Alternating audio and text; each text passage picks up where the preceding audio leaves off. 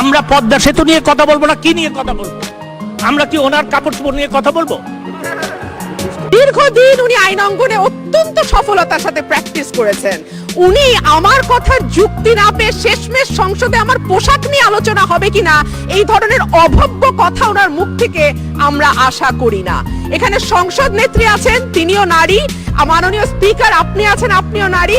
তারপরে যখন এই ধরনের কথা আইনমন্ত্রীর মুখ থেকে আসে তখন সেটা পুরো সংসদের জন্য লজ্জাজনক বলে আমি মনে করি।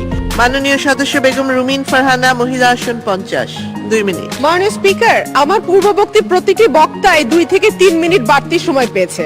আশা করি আপনি আমার সাথেও ইনসাফ করবেন। মাননীয় স্পিকার, আমাদের মাননীয় আইনমন্ত্রী দীর্ঘ সময় বক্তব্য রেখেছেন এবং ওনার পুরো বক্তব্যটাই আমাদেরকে নিয়ে, সুতরাং তার কথার কিছু জবাব না দিয়ে তো আমি মূল বক্তব্যে আসতে পারি না।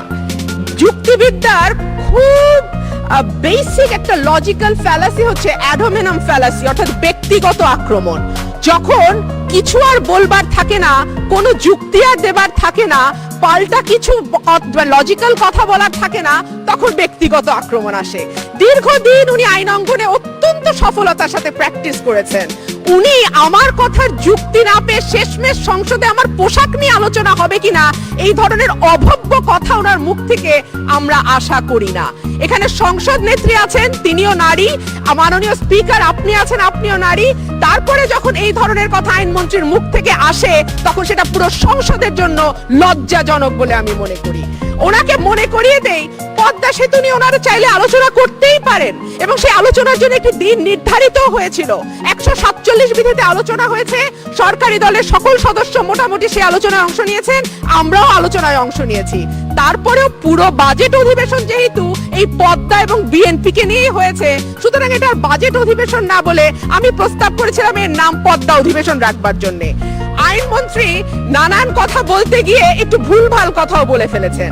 আমি হেলাল উদ্দিন সাহেবের কথায় বলেছিলাম তিনি সরকারি খরচে গেছেন, একেবারেই তাই। 22 মে 2022 তারিখের প্রথম আলো পত্রিকার হেডলাইন যদি দেখেন, সেখানে বলা আছে সরকারি টাকায় শিক্ষা সফর, ফেরার পরদিন গেলেন অবসরে, এবং কোন 3টা প্রকল্প থেকে তার এই সফরের ব্যয় বহন করা হয়েছে সেটাও কিন্তু এই রিপোর্টে খুব পরিষ্কারভাবে বলা আছে।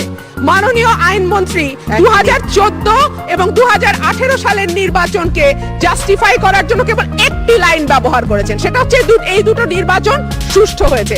তা তো বটেই, যেই নির্বাচন দিয়ে আওয়ামী লীগ ক্ষমতায় আসে সেটা বিনা ভোটের নির্বাচন হোক আর মধ্যরাতের নির্বাচন হোক, সেই নির্বাচন তো আওয়ামী লীগের কাছে সুষ্ঠু মনেই হবে, এটাই তো স্বাভাবিক। এর বেশি আমরা আওয়ামী লীগের কাছে আশা করি না। সেই 73 সাল থেকে তো দলীয় সরকারের অধীনে নির্বাচন দেখছি এবং 73 সাল থেকে দেখছি আওয়ামী লীগের অধীনে কি ধরনের নির্বাচন হয়। সুতরাং তারা যখন আমাদের সময়কার নির্বাচনের কথা বলে তখন সেই কথা শুনে ঘোড়াও হাসে। এবার মাননীয় স্পিকার, আমি একটু জননিরাপত্তার বিষয় দুটো কথা বলি। বিগত 2টি সংসদ নির্বাচনের আগে আইন শৃঙ্খলা রক্ষাকারী বাহিনী, বিরোধী দল, বিশেষ করে বিএনপির নেতা কর্মীদের উপরে গুম, বিচার বহির্ভূত হত্যা, হেফাজতে নির্যাতন, মিথ্যা মামলা সহ হেন কোনো নির্যাতন নাই যেটা চালায়নি।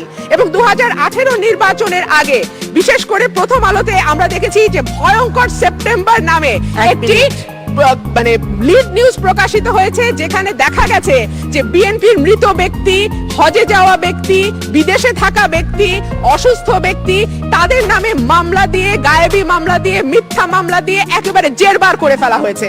আমরা দেখছি সামনে আরেকটি নির্বাচন এবং এই নির্বাচনকে ঘিরে এইবারও সরকার সেই ধরনের কোনো নীল নকশা করছে বলেই আমরা বিশ্বাস করি। তার কারণ এর একটা স্পষ্ট আলামত হচ্ছে মানবাধিকার সংস্থা অধিকারের নিবন্ধন তারা নবায়ন করে নাই। অধিকারের পক্ষ থেকে জানানো হয়েছে 2014 সালে নিবন্ধন নবায়নের আবেদন করা হয়েছিল। তারা অভিযোগ করছেন যে তাদের তরফ থেকে সকল কাগজপত্র জমা দেওয়ার পরেও বিষয়টি ঝুলিয়ে রাখা হয়। এক পর্যায়ে 19 সালে অধিকারের পক্ষ থেকে উচ্চ আদালতে রিট করা হয়, সেই রিটের নিষ্পত্তি হয়নি। রিট নিষ্পত্তি না হওয়া অবস্থাতেই এর নিবন্ধন বাতিল করা হয়েছে। এটা উচ্চ আদালতকে অবজ্ঞা শামিল। মাননীয় স্পিকার, আরেকটা বিষয় আমি বলতে চাই যে এই ঘটনার পর জাতিসংঘের মানবাধিকার সংক্রান্ত হাই কমিশনারের কার্যালয় OHCHR এর বিবৃতিতে বলা হয়, বাংলাদেশের খ্যাতনামা মানবাধিকার প্রতিষ্ঠান অধিকারের নিবন্ধন নবায়ন না করার সিদ্ধান্তের ঘটনায় আমরা উদ্বিগ্ন। আমরা উদ্বিগ্ন এই কারণে যে এই ধরনের সিদ্ধান্ত বড় ধরনের মানবাধিকার লঙ্ঘনের ঘটনা জাতিসংঘের কাছে তুলে ধরতে নাগরিক সংগঠনগুলোর সক্ষমতাকে দুর্বল করবে।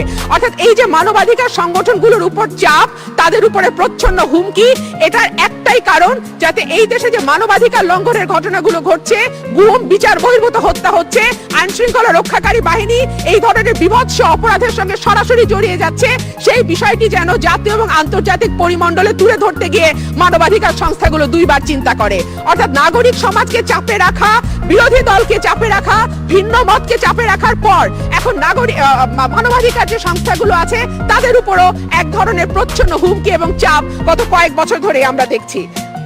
মাননীয় স্পিকার, আমরা দেখেছি কিছুদিন আগে আমাদের আইন শৃঙ্খলা রক্ষাকারী বাহিনীর কিছু ব্যক্তির উপরে ব্যক্তিগত নিষেধাজ্ঞা জারি করা হয়েছে, ধন্যবাদ স্যাংশন দেওয়া মাননীয় হয়েছে। সদস্য, আপনাকে 5 মিনিট সময় দেওয়া হয়েছে, আর সময় দিতে পারছি না, দুঃখিত।